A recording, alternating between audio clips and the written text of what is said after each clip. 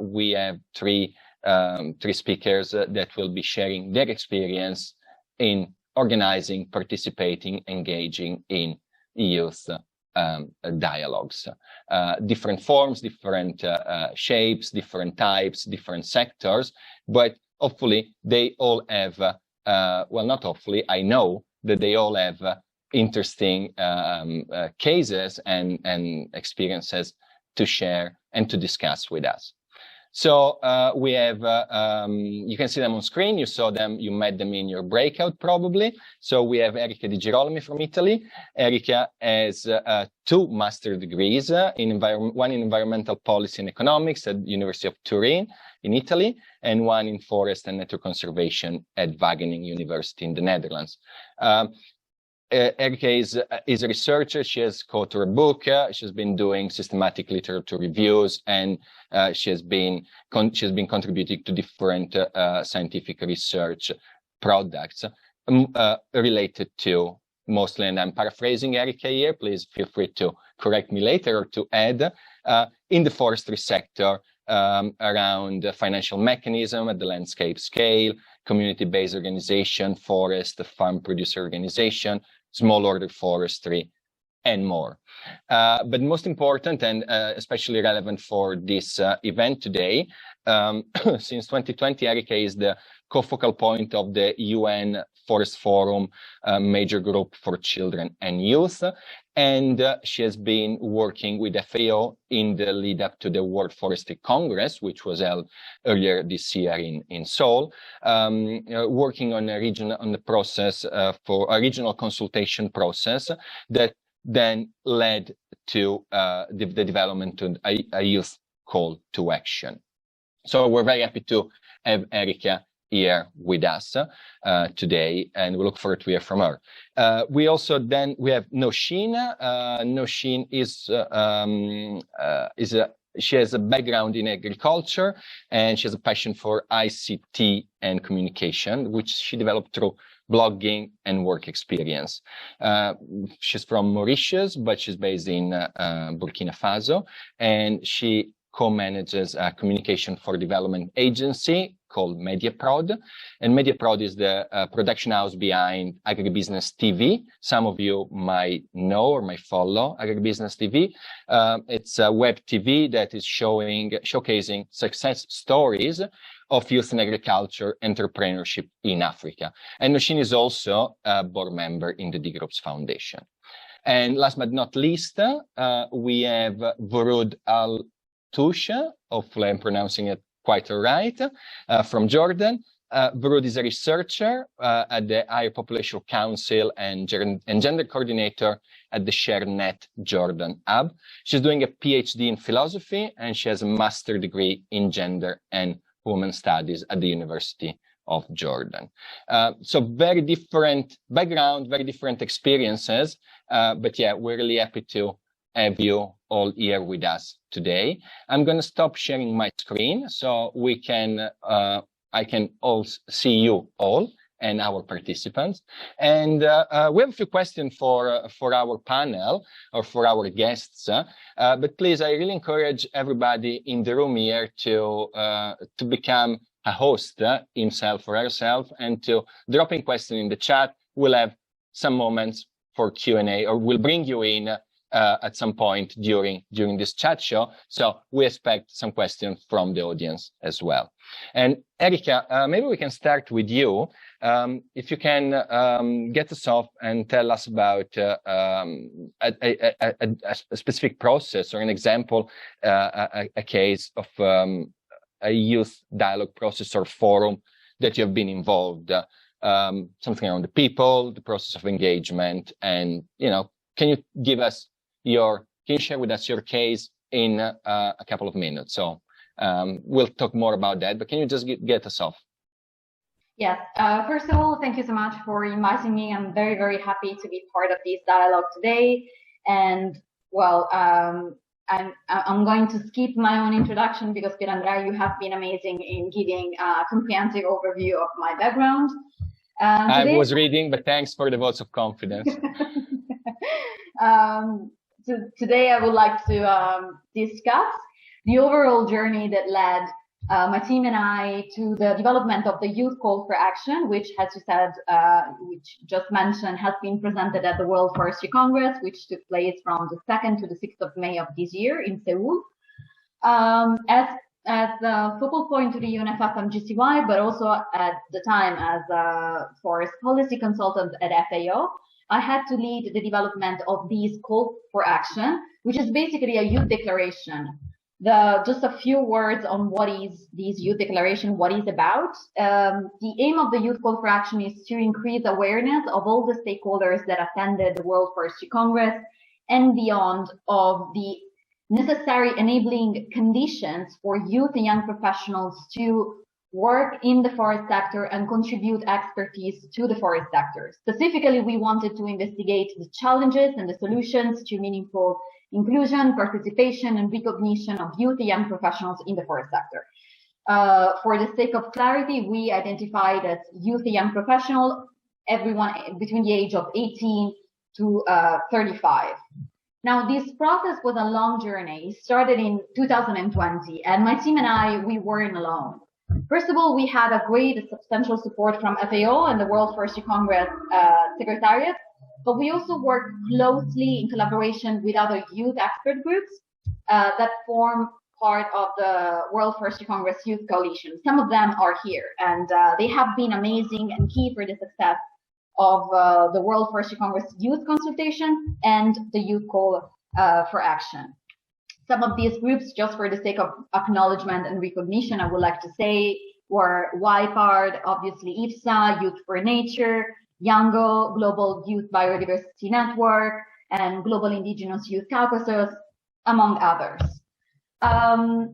Now, overall, we managed to engage over 600 youth organizations and youth experts from all over the world that contributed to the 6 priorities of the World Forestry Congress. How did we get to that? As I said, in 2020, my team and I, we worked in close collaboration with the WFC Youth Coalition. Together, we identify, we map, we reach out to and follow up with youth organizations and youth representatives that work in remote areas globally that generally are not represented in international forums and international conferences, that they are really, investing their own resources to contribute to the forest sector. We send them a Google survey, and that was key to identify the preliminary challenges that they were facing, the barriers to contribute to the forest sector, and specifically to the thematic priorities of the World Forestry Congress, and what were the solutions and the recommendations that they wanted to give to key stakeholders in the forest sector, coming from the private sector, public sector, NGOs, scientific institutions, and so on. Overall, we reached out to 200 youth organizations, and 80% of them, they replied to us. So that was the very first pool of youth experts and youth organizations that were on board with us. Later on, 6 months forward, we started to collaborate also with FAO and the World Forestry Congress. And together, we designed the regional consultations, which were implemented at the beginning of February. So let's say 2 months and a half before the actual World Forestry Congress. The regional consultations were of 3 hours and a half long. We had one for Europe and North America, one for Latin America and the Caribbean, one specific for Asia Pacific, and the other one for Africa. Now, as I said, we already had our pool of youth organizations that we already engaged all by ourselves, like Youth for the Youth. But the support and the social media promotion via FAO, the World Forestry Congress, and obviously UNFFM-GCY, IPSA, and other youth expert groups, social media channels has been key to reach out to even more youth organizations and youth experts and individuals that could have been on board with us in the regional consultations. We envision, together with people from FAO, among which I have to give credit to you, Andrea, you have been key together with other colleagues from FAO in helping us. We designed the regional consultations as an open access process, open process that allowed for in-depth discussion. on, again, challenges, solutions, and recommendations of young people between the age of 18 to 35. We have been very lucky because without the support of FAO and the World Forestry Congress, we wouldn't have had access to interpretation, French, Spanish, English, and that really helped us in having a meaningful debate, because you have to consider that not everyone is an extroverted. A lot of people might be shy, and English might be a barrier. People that do not speak really well English might be, shy in just engaging in the discussion. So having an interpretation made everyone comfortable in speaking their own mind and being transparent in the discussion. The regional consultations took place in Zoom, and we had 4 different settings of segments, I would say, of 45 minutes each. And we, in these 4 segments, we discussed, first of all, what the participants would think of meaningful inclusion, recognition, and participation of young people, how that should look like in the forest sector. And then the second segment would explore the challenges, the third segment, the best practices and the solutions, and the third segment and the fourth segment, the recommendations. Ideally, we would be divided into breakout rooms, and we would work with Miro boards, because we wanted to have, to have some substantial data to later form the youth call for action, but we also wanted to have fun. I mean, who wants to engage 3 hours and a half in boring discussions? Like, we are young, so we also want to have some shared of, let's say, fun. And so we designed these Miro boards where participants could answer with sticky boards, and we also had little trees that young people could use to vote the most interesting and most relevant answer, or whether it could be a challenge or a solution or a recommendation. I have to say that maybe, Virendra, you would remember that didn't work always, because not everyone had access to, to a computer, to the Miro board. Not everyone was experienced with the Miro board in the first place. Not everyone was joining us. Some people were joining us with the phone, and not everyone has access to stable internet connection. So we have to be flexible. One recommendation would be just be flexible. So even if we don't give out too many recommendations right now, right away. Yeah? We'll go back to recommendations. Okay, so I will skip this part. Yeah. Sorry? No, I will skip this part and save it for later. I'm not going to spoiler anything. Don't spoil it. But this is great, Erika. So I'm taking some notes. I'm hearing the importance of partnership, the importance of process, the importance of from your case, funding and support,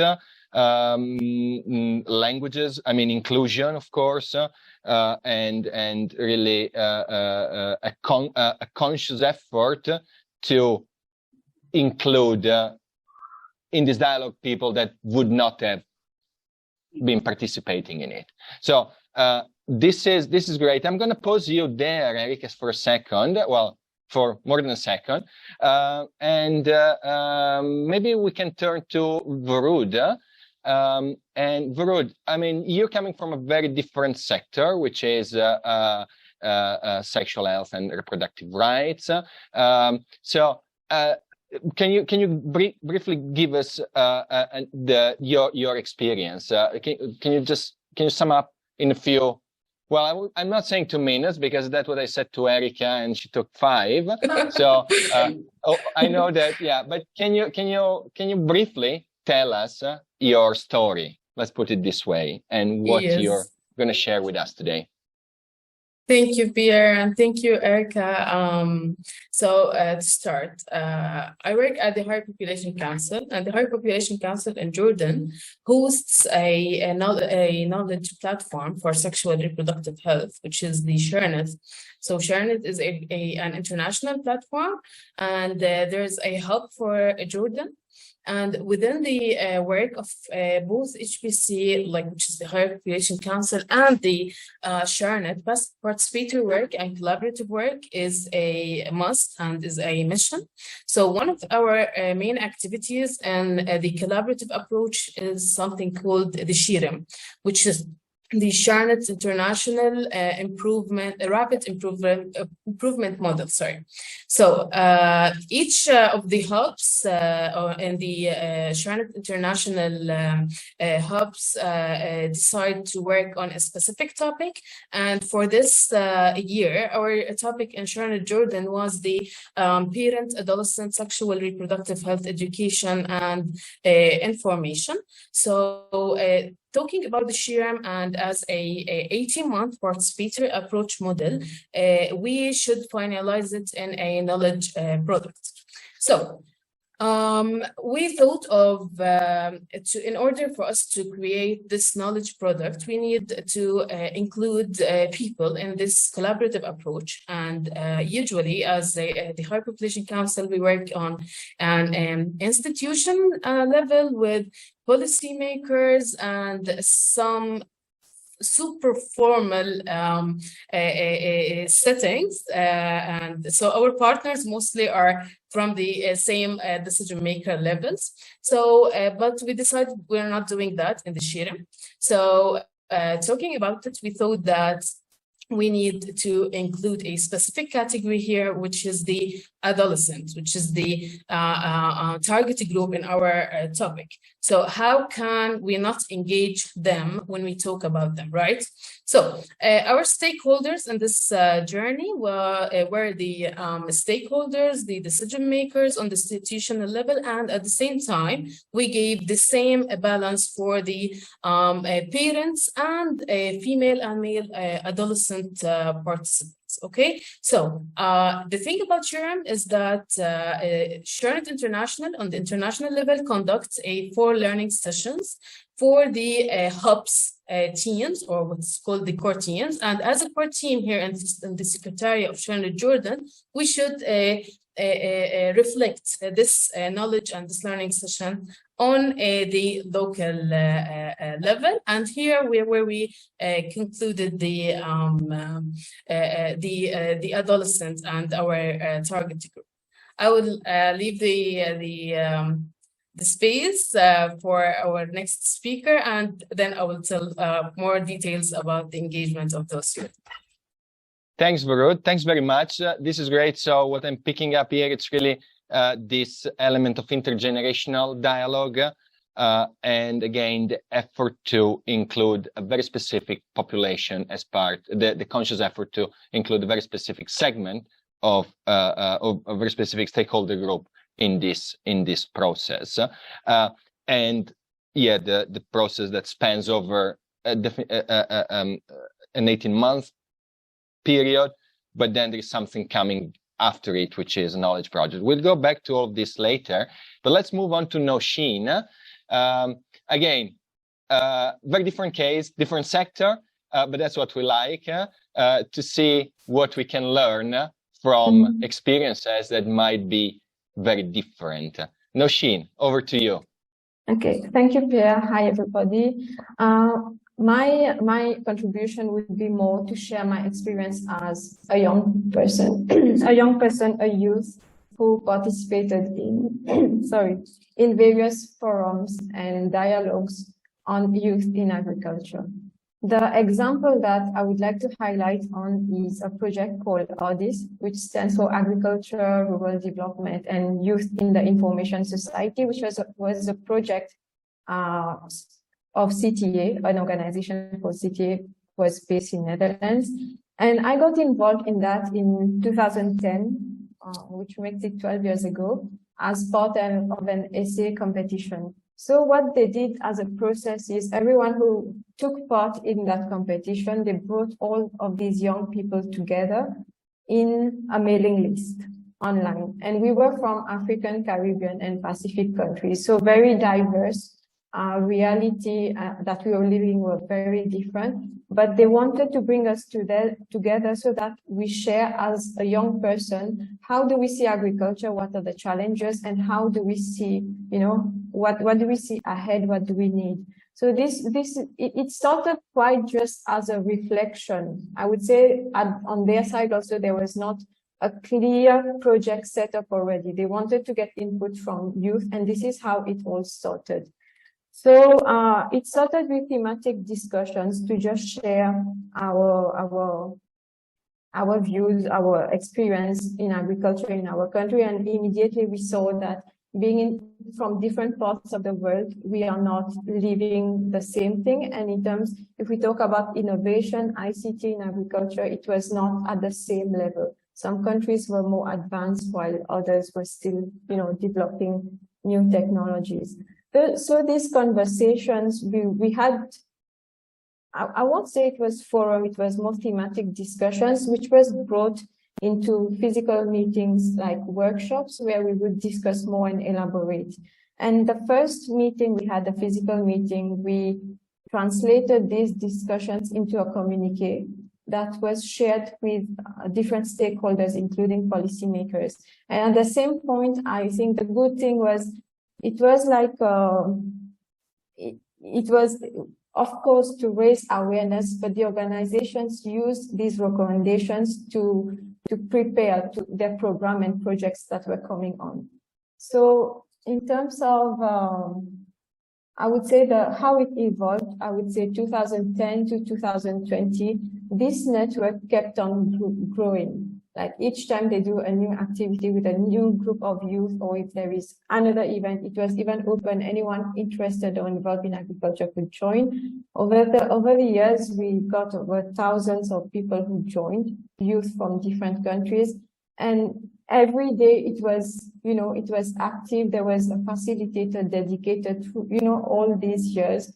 For example, today I'm sharing an opportunity about an event, or there is some advocacy from this region I want to share with the others. So it was kind of, it went on and on for more than 10 years. So this is a bit, I think I have covered a bit the first question. I will maybe leave the rest for the rest of the conversation. Thank you. Thanks so much, Nawsheen. Pierre, are you still with us, or are you having internet trouble? I was having internet trouble, but I think I'm back now. Great. Okay, so yeah, really good to hear those overviews of your experiences, the areas you work in, the case studies, and we heard some aspects of the different formats, but maybe just quickly, particularly to Woroud and Nawsheen, in your experience, and we saw this obviously in the word cloud, this word meaningful. So what are the most successful, appropriate formats that you have found to really create this meaningful and generative dialogue with young people? And I think we've also had some really interesting comments in the chat. One of those was just acknowledging the time that these processes take, and actually that we've seen that there's been a real commitment to that time with the people that you've worked with.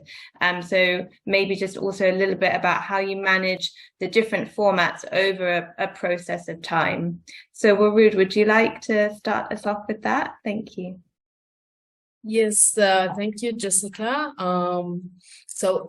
Thinking of the process of the SHIRIM itself, we look at it as a intergenerational dialogue that makes the two generations together for the same goal and for the same aim. And thinking of the process of engaging youth, as sexual reproductive health is a super sensitive topic and the context of Jordan as a country. So it was too hard to reach youth even, especially that we are working with adolescent, which is a age group starting from 10 to 19. And thinking of the age group starting from 10 to 17, this youth group need a consent from their guardians and their parents, so it was hard to reach them in the first place.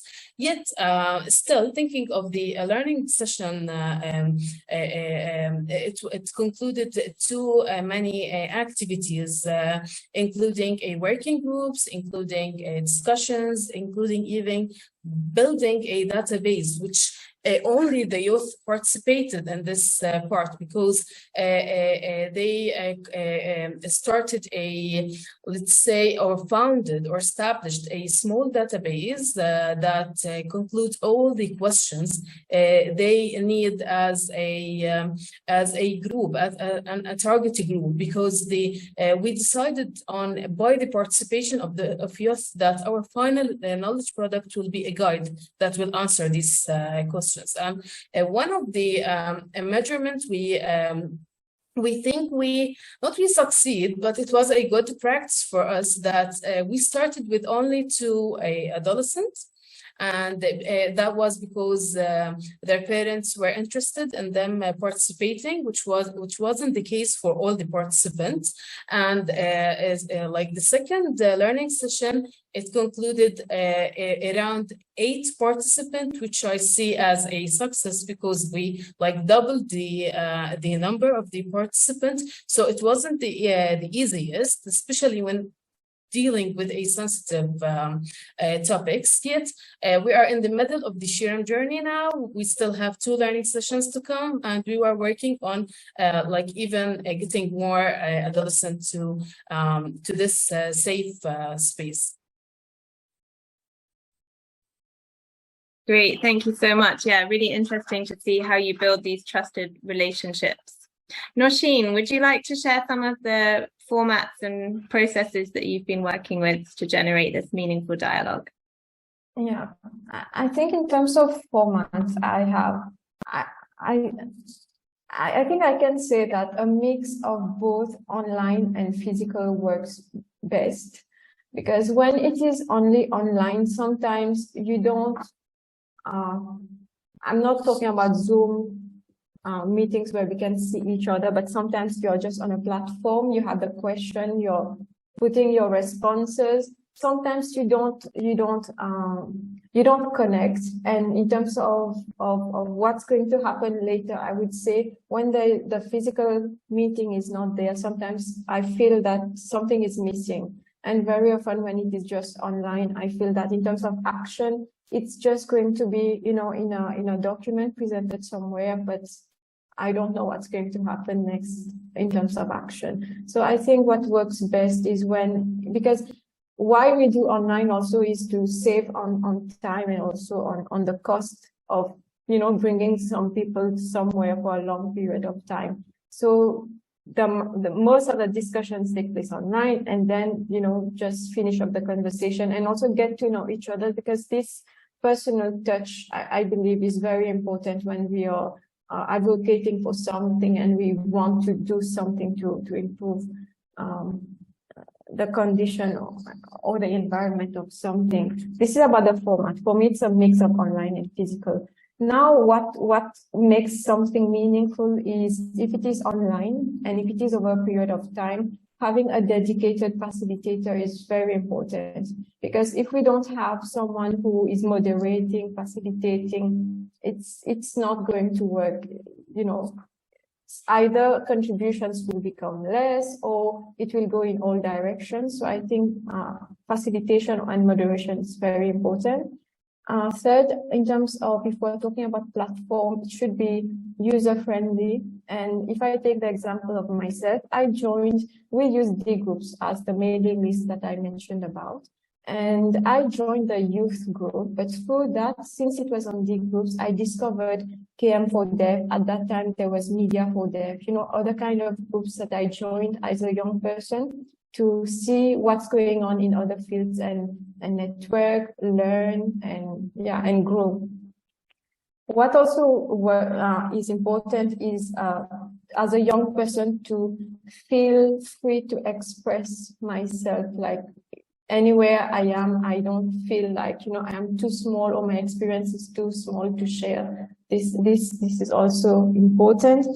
And last one, I would say, which is, I think it's more important than all, is not to let a dialogue or a forum be a one-off activity, like it is as part of a conference or something, and then when the event is over, the dialogue is off, everyone goes back to what they were doing. So I would end with this one. Thank you. Yeah, thanks so much, Nawsheen. Those all really important points. And I think that, yeah, that personal touch and again, this sort of sense of commitment. So commitment to have this funding, and we saw funding come up in the Menti of being able to, at some point in the process, bring people together face to face. Really important. Erica, I want to come back to you, and we heard quite a lot of the formats, but we have a question also that I think we can put to you from Jessica in the chat, which says, if you're working with a specific group of young people and they seem less interested to engage, if it's not fun, it's not in person, it's not outside or in nature, and you did talk a lot about fun, Erica, so we want to hear a bit more about how you made your activities fun. So Jessica wants to know, how can one motivate them and get them to commit and share in online spaces? So I think that's bringing together a lot of what we've heard from all of you about building relationships, the personal touch, the fun. So Erica, what would you say in response to that question? Thank you so much. I think that, you know, the fun was important for us for the process, like while we were engaging in the regional consultations, how to keep a lot of people 3.5 hours with us in the room, trying to, you know, collect some data that would have later informed the youth call for action. But I think that Jessica touched upon one important aspect, like also how to keep them on board in the first place. And for us, it was not just about creating a youth call for action, which would have been another youth statement. It was important to let all the participants know, because we also have received questions about it. Like, okay, we are investing 3.5 hours in this process, but then, so what? After that, after the youth call for action, so what, right? Some even asked whether we were going to pay them for the efforts and for, you know, contributing their expertise in our dialogue. And I think that was key. What was key was really the fact that we had a clear plan. So after the presentation of the youth call for action at the World Forestry Congress, we already knew that we would have created a legacy of the youth call for action, so that they knew that they were not just wasting their time to create another written statement, but indeed, as a matter of fact, like the general director of FAO is strongly supporting like the youth call for action. He wrote a letter about it. It will be the next agenda item for the COFO, which is the Committee on Forestry at FAO, and it's the highest statutory body of FAO for the forest sector. UNFF also shared the youth call for action on their website twice to make sure that it has the greatest visibility and recognition as possible. The UN Youth Envoy talk about our work at the UNFF and also in other forest-related international forum. And also I think that, so this is for the legacy, right? But as a step before the legacy, what was key was the fact that we had the support of FAO and the World Forestry Congress Secretariat. So to have a formal invitation, a formal engagement of youth that wasn't just about youth for youth, but also youth supported by, let's say, big players, in our case, in the forest sector, it was key, fundamental to just increase the motivation and the drive to participate in these dialogues, knowing that it wasn't just gonna be a dialogue among ourselves, because after all, we know what are the challenges, we know what could be the solutions, we already know what we would like to see in the forest sector. It was just about having the assurance that our voices were going to be heard and commitment would have followed based on the youth call for action. That was really one key element for us. Also, I would say that in terms of the process itself, in order to engage everyone, and so that also comes back to fun, it's the quality of the moderation. So I think that I completely agree with what Nawsheen said.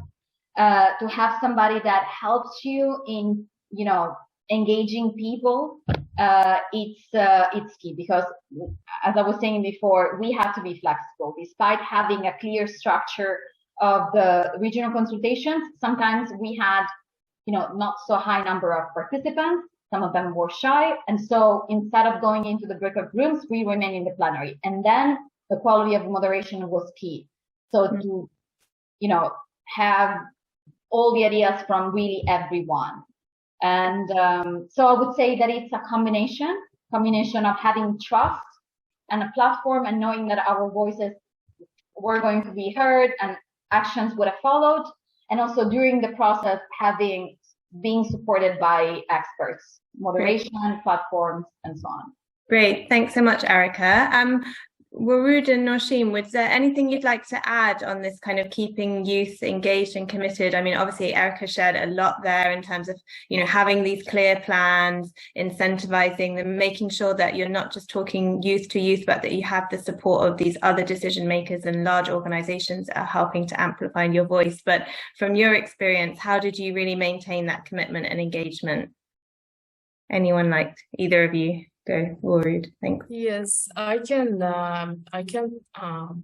Thinking of our experience in this, one of the steps we have to do is to create what is called a change package, which is a type of commitment we do to commit for during the 18 months of this journey.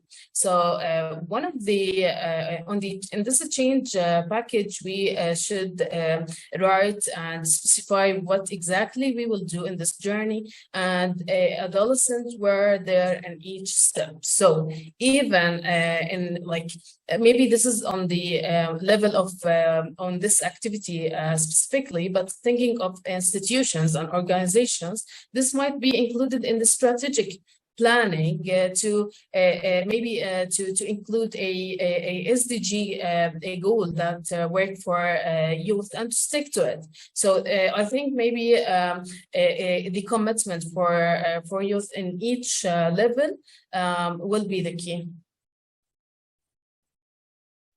Great, thank you. Yeah, I love this idea of this change package. I think that sounds really fascinating and useful. Nawsheen, anything to add in terms of this commitment and engagement that you found works well? I think both speakers have highlighted, the essential part, and for me, really, it's whatever we are doing, it really should be long-term, sustainable, and like I said, not something we are doing just now. And yeah, when it concerns youth in any sectors that we are, the change that we want to see is really, it will take time, and we have to keep on going. And for it to keep on going, we need to regularly hear from them, have strategies, also adjust them, because as we move on, there were some, things in the environment, in the context that change. So we have to keep on, it's a work in progress, I would say. Thank you. Yeah, thank you. I think it's really good to keep hearing this, long-term commitment that we're needed, because I think a lot of organizations don't want to hear that. They want these kind of quick, instant engagements, and really to stress the importance of the sustainability and long-term of youth initiatives. Pierre, I think we're going back to our mentee now, so I'm going to hand it back to you. Yes, actually, I just I like to mix up things, I guess, without warning, also for you, Jessica.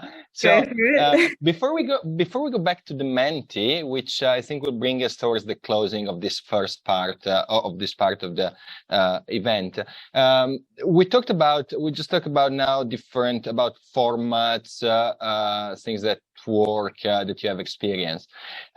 I'm curious to know if there is anything, again, we don't like to use the word innovative so much, but something creative, something new, different that you have experienced, that you have tried, maybe just, I don't know, I'm thinking, sky's the limit here.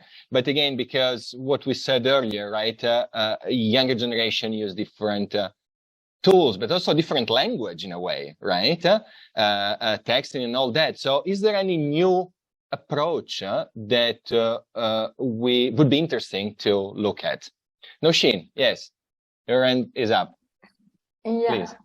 I would share right now, I would say let me just say in the African context, but it can go beyond. It might be the same in Jordan or, in Europe. When youth are in a meeting, like if we just went to an event or we just got together, the first thing that is happening these days is really WhatsApp groups. I think this is becoming very, very popular and most used by youth. Whenever you get some youth with the same, something that brought them together, the first action that is happening is a WhatsApp group, whether it is for an event you went somewhere, or it is on a topic on something, or it is a group of entrepreneurs want to share some tips, ideas, or others are going to sell stuff. But just this is becoming very popular and used widely here, because some of them, I would say, emails like mailing lists are not is not convenient for them, because some don't even check their emails every day. And what they have is their mobile phone, and even in terms of internet connection, most of them are through mobile data, and WhatsApp is becoming more accessible to them. But of course, having WhatsApp group with 250 people is not always easy to moderate and to control.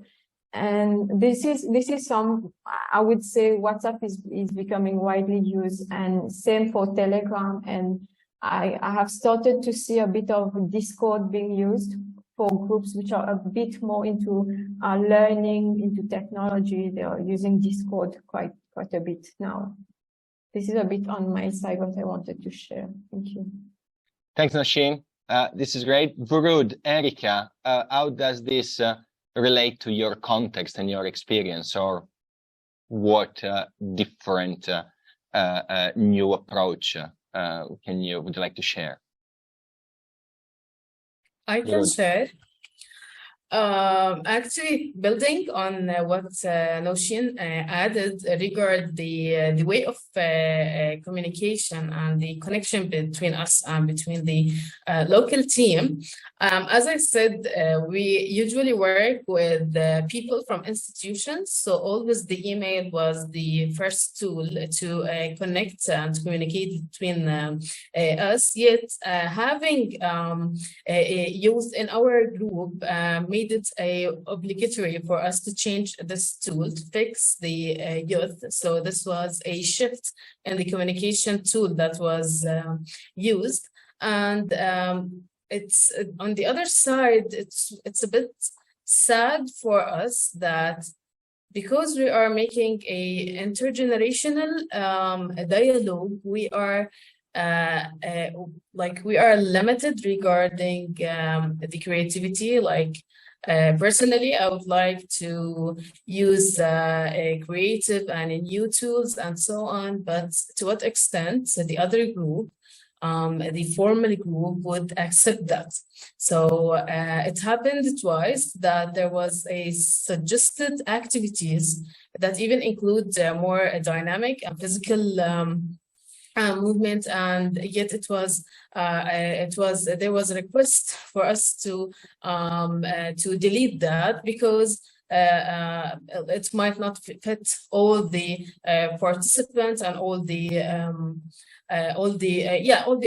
participants in general. So maybe in our experience, because it's not focused directly on youth themselves, and we are mixing the categories, creativity is a bit limited, but regard the connection between them, we shifted the tool to fit the youth group more than the other group.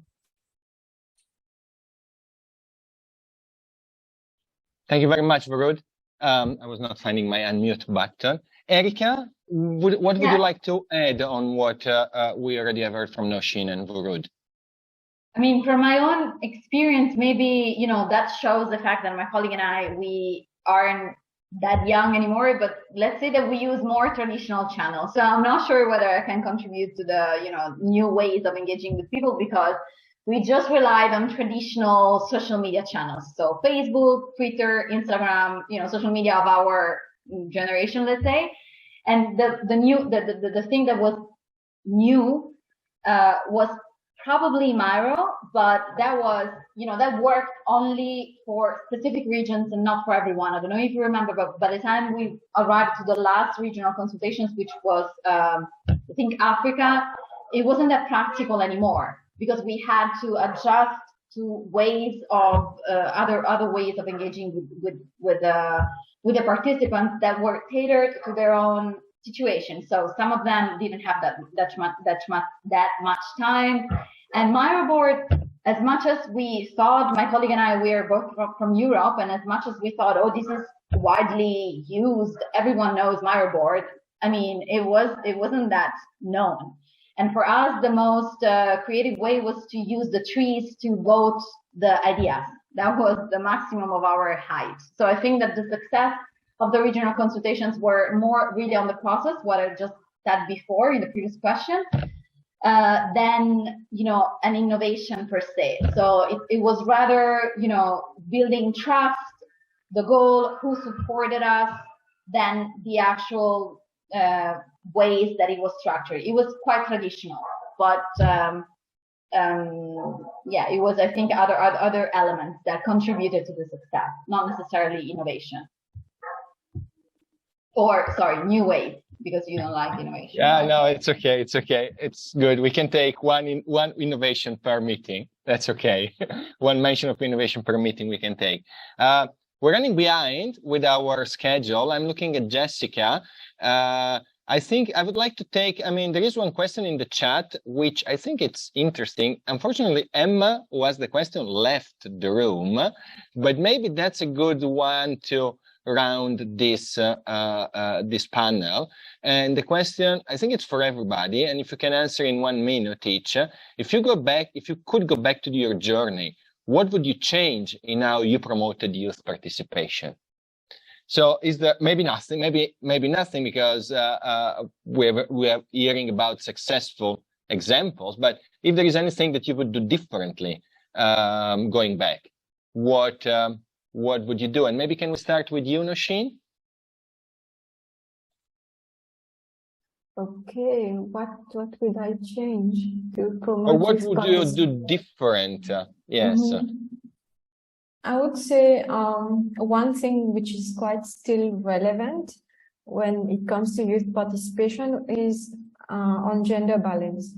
I think since then and until now, we are still kind of struggling to bring gender balance, like there are more men than women into discussions, or even into— Not today. Not today. Yeah, not today. Which is good, but in reality, even if, if I talk about just in terms of online platforms, as an example, if you see most of them that, you manage, you see that still it's more male dominated, and it's still like, I would say on average 70-30 male female. And I think this is something that if I could go back, if we can do a bit more to bring more balance in participation, this is one thing that I think I could have worked more. Thanks. Thanks, Nawsheen. Woroud, would you like to go next? Yes, sure. Actually, personally, I don't believe in saying if we can go back. I always look forward, because it's impossible to go back, and the experience was enough. Yes, the experience actually was enough for next time in your next iteration. Us to learn. Yes. Exactly. Thinking of our process trying to include youth and reach youth in the first place, it was super hard for us. And on the opposite, the interest was female sided only. So even a mother-sided only, I think it has to do with the topics sometimes with the gender stereotypes. So I think we might think more on how to reach the categories through other institutions that might help, because at the beginning we were trying to reach them individually, and individually no one would send their adolescent children to something that they are not directly connected with, if you know what I mean. So reaching institutions made it more easier for us to reach this category. So like as I said, that starting from the learning session 1, then the learning session 2, there was a difference of about 6%. So I think we would more get to an institution instead of individuals. Thanks, Woroud. Thanks very much. This is really good. Erika? Yes, I think what that, about you? Going forward or looking backwards? Moving forward, always moving forward, but let's say for in another potential consultations, always about youth and young professionals in the forest sector. Like, again, challenges, solutions, especially the solutions and the best practices that some of them were already implementing on the ground. I think that one thing that I would do is also to foster participation and recognition and visibility. I would invite these young people to provide us with short videos of what they are doing, like really showing, you know, their environment, where they are working, the projects, the results maybe of these projects, the impacts, the people involved, because I think that that would have increased even more the impact, and especially if people would be maybe too lazy to read a document, which is in this case the Youth Call for Action, maybe they would be more engaged for the audience, I'm thinking, to see a video. And I think that we'll do in the future. Thanks, Erika. So video as to add to the to hear directly from the people. This is really good. Jessica, I see you haven't muted. Does it mean we have to move on? I think it's time to move on, but before we do, obviously we want to really say a huge thank you to our 3 speakers for sharing so many valuable insights and experiences. I really do feel like I've learned so much and things that I can really apply and take forward and share with other organizations. So thank you very much to all 3 of you.